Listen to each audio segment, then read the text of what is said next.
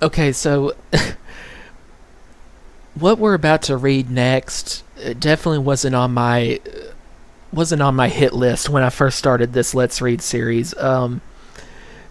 Yeah, this is from a spin-off series that really I haven't heard of before until like the near past, called Tales from the House of Bunnicula. And yeah, so this is not part of the main Bunnicula series that we have been reading through.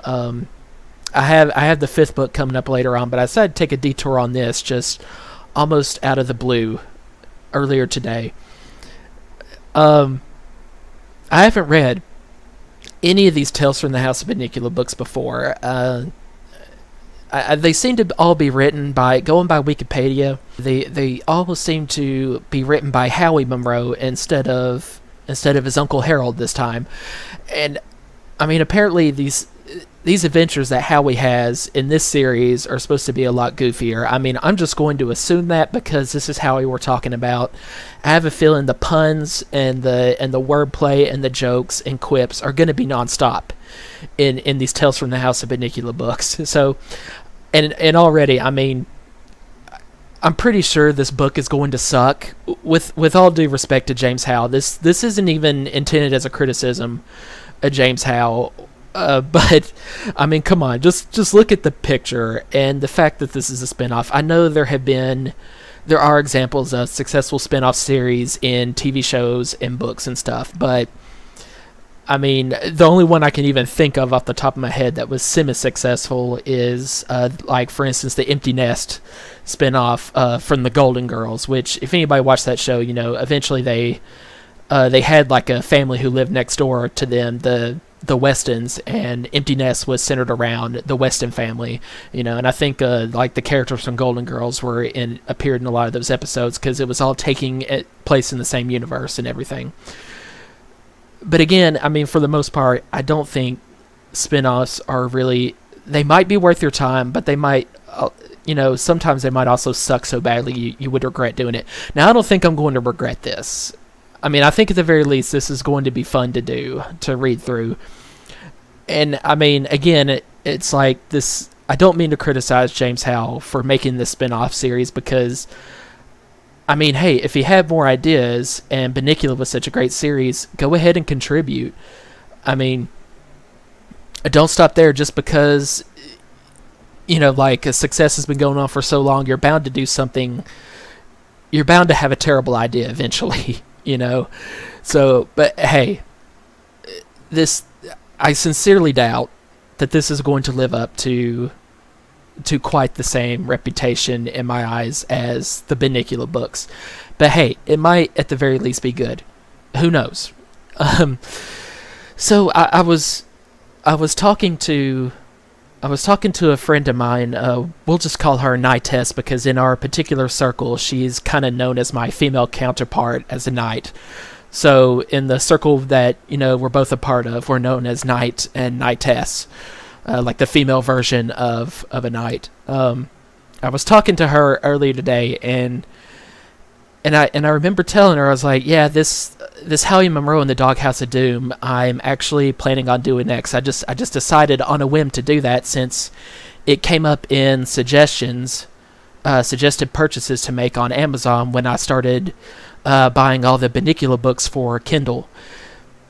And I thought it was part of a series called Bunnicula and Friends, but that was actually another spin-off, and I never knew that I had read books from them around the same time in my childhood as the regular Bunnicula books. The Bunnicula and Friends series, I had my information totally mixed up. Bunnicula and Friends were apparently, at least according to Wikipedia, that I went through just now to kind of make sure I had my information at least somewhat correct.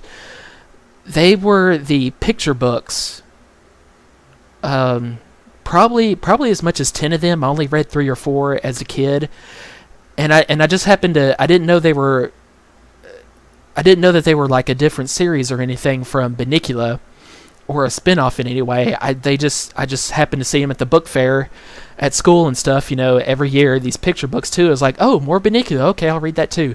But there are several examples of these picture books which of course, not as lengthy as novels, not near as much. They'll be like 30 pages and mostly pictures more than words. So therefore, even younger an even younger reading audience. And there were a few examples I can think of. Scared Silly, where Harold, Chester, and Howie, kind of get into trouble on Halloween. It's like Chester believes that a witch has invaded the house, and it turns out it's just like the Monroe's, like Mr. Monroe's mother or something. The kid's grandma come to visit or something on that night while they were out trick-or-treating. So it looked like she broke into the house all on her own, and she was dressed in a witch's costume. So of course, Chester flips out.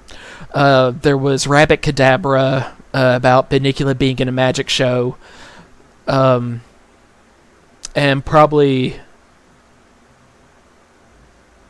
my favorite, The Fright Before Christmas. So, but yeah, all those picture books were part of Bunnicula and Friends, and this, again, as you can see from the picture in the video, this is from yet another spin-off called Tales from the House of Bunnicula, also written by James Howe. And I'm looking forward to this. I mean, I'm gonna have a totally first time reaction to this, so I mean, you might see me crack up or something, because I imagine Howie's not going to be able to keep his mouth shut throughout this entire book. That this is really what it's going to be about, just from Howie's perspective. So he's never going to stop talking and joking around, So okay, thankfully, Nitess was encouraging. She was like, yeah, I can't wait to see this too when you do a let's read of it. So hope she's looking forward to it, and everyone else out there who's been following along. So without further ado, this is Howie Monroe and the Doghouse of Doom. Last night, Pete got into trouble with Mr. and Mrs. Monroe. He was supposed to write a story for school, but he didn't, and he's getting an F. Now, I don't know what that is, but it must be bad, because Mr. Monroe said, "I can't believe my son, the son of an English professor, got an F on a writing assignment." Pete said, "How was I supposed to write a story when I didn't have an idea? I wonder if it's like a stain. I remember the time I got into trouble for drooling on something Mr. Monroe had written. It left a stain, but it wasn't my fault. I was just happy to see him." Pete and I don't usually agree about things. Maybe that's because he's an 11-year-old boy and I'm a puppy, but I think it's mostly because we don't look at things the same way. This time, though, I had to agree with him. I know what it's like trying to write when you don't have an idea. Like now, I'm supposed to be writing a third book in my series, Tales from the House of Bunnicula, and I used up all my ideas on my first two. I asked Uncle Harold what to do. Uncle Harold wrote all those books about our rabbit, Bunnicula, so he knows a thing or two about writing. He said, "Well, Howie, the big question a writer has to ask himself is, when do I get paid?" That wasn't what I was going to say. "When do I get my picture on the cover of Canine Quarterly?" "Howie," Uncle Harold said, giving me that look he gets sometimes when he thinks I'm not taking life seriously. Personally, I don't think life should be taken seriously. Except maybe when your food dish is empty, or you really, really, really need to go out and everybody's saying, "It's your turn to walk the dog." Anyway, what he told me is that the big question writers ask is, what if? Which I guess I knew already. "You have to put yourself in the place of others, Howie," he went on. "Ask how you'd feel if what happened to someone else happened to you, or if you could do something impossible, like fly, or stay awake for more than 2 hours in a row." Exactly. I don't think a book about staying awake for 2 hours and 15 minutes will sell many copies. I better ask a different what if. What if I were like that kid in the book Toby's been reading to Uncle Harold and me every night? That kid has a pretty interesting life. His parents have died, see, and he lives with these really mean relatives, but then he discovers he's got special powers, and when he goes out to school to learn how to use them, he finds out that he's famous, and that's it! I know just what I'm going to write. Hey, that what if comes in pretty handy. Maybe if Pete had used it, he wouldn't have gotten an F. Howie Monroe was as smart as a whip and as cute as a button, but that didn't stop him from being an orphan. He lived with his mean aunt and uncle, Mr. and Mrs. Monroe, and their wretched, runny-nosed sons, Toby and Pete.